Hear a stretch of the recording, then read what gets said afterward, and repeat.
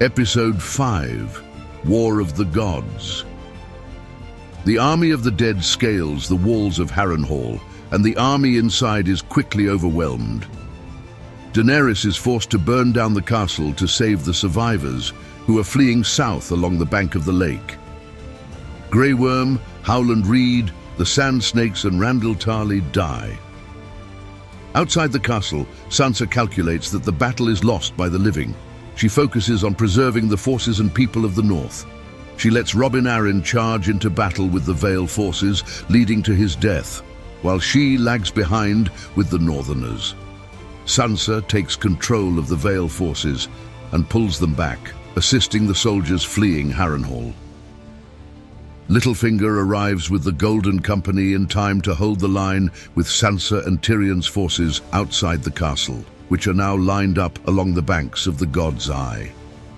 Jon, Daenerys, Jaime, Brienne, Arya, and Bran successfully lure the Night King and the remaining White Walkers to the God's Eye.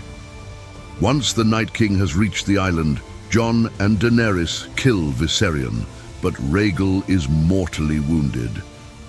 The living kill all the remaining White Walkers. During the fight, the dead kill the Hound, Arya and Bran. Jaime is almost killed. Jon fights the Night King alone and holds his own for a while, but he falls, injured and disarmed. Brienne runs in to assist him and is felled by the Night King. In his rage, the power of the Lord of Light streams through Jaime, and his sword is set aflame. Echoing Howland Reed at the Tower of Joy and his own past with Aerys, the Night King is stabbed in the back by Jaime wielding a flaming Valyrian sword and by a mortally wounded Brienne from the front. Jaime and Brienne both die, immediately frozen by the Night King. Across the water, the Whites, now directionless, lose their cohesion, and the surviving army is able to counterattack and to fight back the tide of dead, led by Sansa and Littlefinger. Daenerys joins them with Drogon, scorching whole columns of dead Whites in a single pass. Their bodies pile up feet high around the lake and burning castle. The living are victorious. Hours later, the giant pyres of burning dead light the sky as if it were day. However, despite being leaderless, there remain tens of thousands of Whites across Westeros. The leaders of the remaining forces conduct negotiations with the Children of the Forest, with Bran and their representative, to discuss how to finally eliminate the threat of the dead from the continent.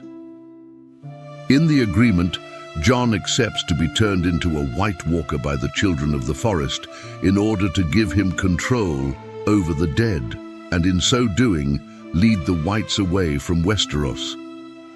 Essentially, Jon is becoming the new Night King, but this time he will be changed in a way that Benjen was, undead, but retaining the personality and morals of the living.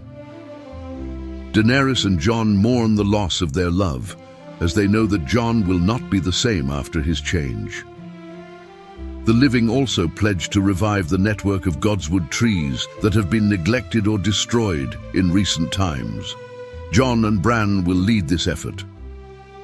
Now, with some powers of the Night King, he raises Arya, Bran, and the Hound from the dead. Despite trying, he cannot revive Jaime or Brienne because they were killed by the Night King directly, whose magic is too powerful. Walking through the water to the other side of the God's Eye, he takes control of all the Whites in the area and walks them all into the lake to kill them for good. Their forces exhausted by war, Tyrion and Daenerys agree to a truce, and their much-depleted armies leave Harrenhal.